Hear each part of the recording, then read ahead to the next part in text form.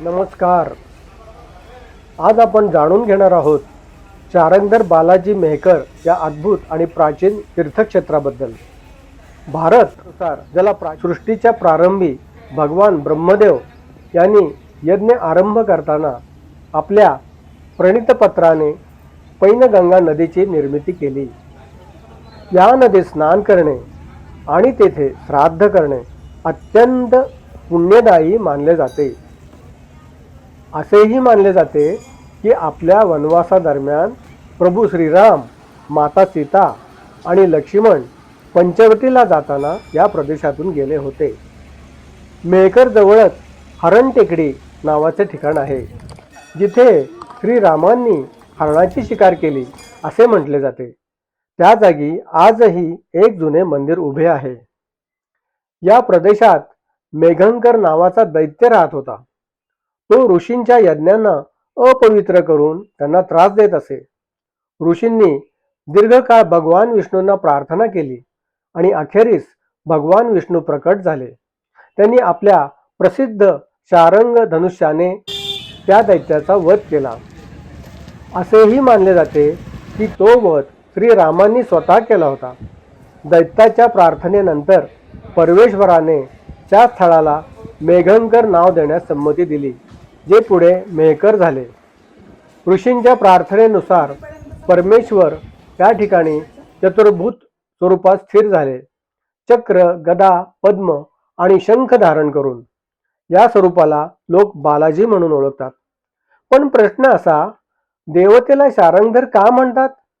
कारण देवतेच्या मुकुटातच भगवान विष्णूचा शारंग धनुष्यधारी स्वरूपातील प्रतिमा कोरलेली आहे. म्हणून हे देवस्थान ओळखले जाते चारंगधर बालाजी म्हणून. ही मूर्ती अंदाजे 11 फूट 5 इंच उंच असून गंडकी पाषाणाच्या एका दगडातून कोरलेली आहे. ही जगातील सर्वात उंच विष्णू मूर्तीपैकी एक मानली जाते आणि 5000 वर्षाहून अधिक जुनी आहे. देवतेचे प्रत्येक अंग अत्यंत प्रमाणबद्ध आणि जिवंत भासणारे आहे. तळहातावर रेषा, नख, पायाची बोट सर्व तपशील स्पष्ट दिसतात. मूर्तीच्या मागे शिखा आणि यज्ञोपवीत देखील दिसतो. आणि सर्वात विलक्षण म्हणजे त्या चेहऱ्यावरचे रहस्यमय आणि दैवी हास्य. या देवतेचा शोध सुद्धा अत्यंत चमत्कारिक होता. साल 1888 ब्रिटिश अधिकारी रिचर्ड टेम्पल यांनी गावाचे पाटील श्री रामभाऊ भिडे पाटील यांना नदीकिनारी धरण बांधण्याचे आदेश दिले. खोदकाम करताना कामगारांना लाकडी आयताकृती पेटी सापडली. ती उघडली असता चंदनाच्या सालात गुंडाळलेली एक विष्णूची मूर्ती आणि तांब्याची शिलालेख पाटी सापडली. तारीख होती 7 डिसेंबर 1888, शुक्रवार, मार्गशीर्ष शुक्ल पंचमी. ही बातमी गावभर पसरली. ब्रिटिश अधिकाऱ्यांनी मूर्ती इंग्लंडला नेण्याचा निर्णय घेतला.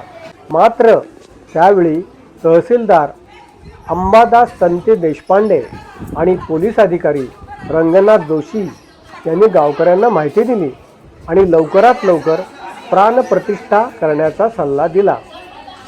मग पहाटे 4 वाजता जानकीराम आप्पा पाठक, रामभाऊ पिटे पाटील आणि अण्णासाहेब देशमुख यांच्या नेतृत्वाखाली विधीपूर्वक अभिषेक आणि प्रतिष्ठा झाली.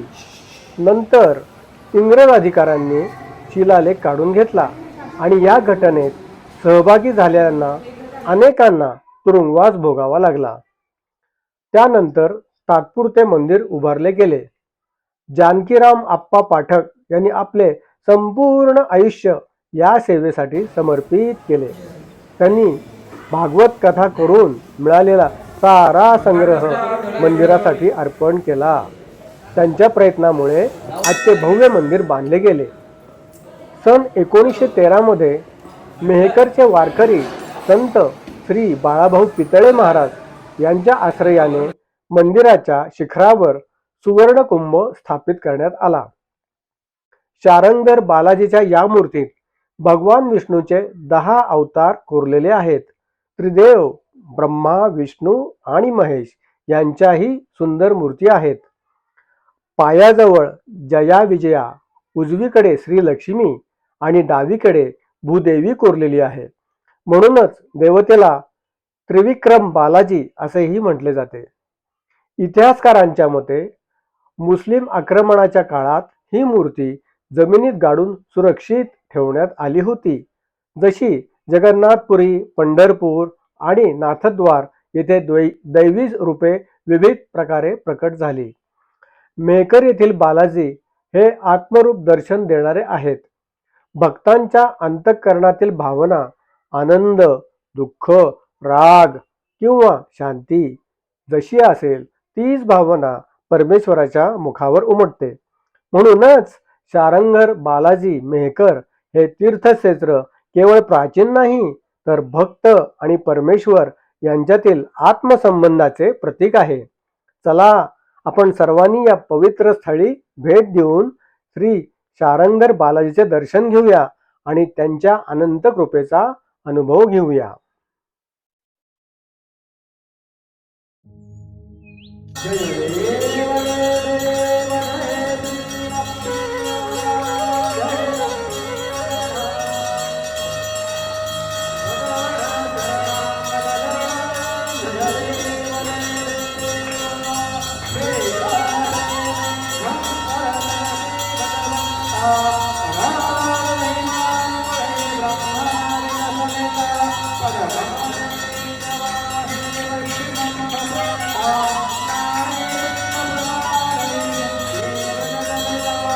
Hare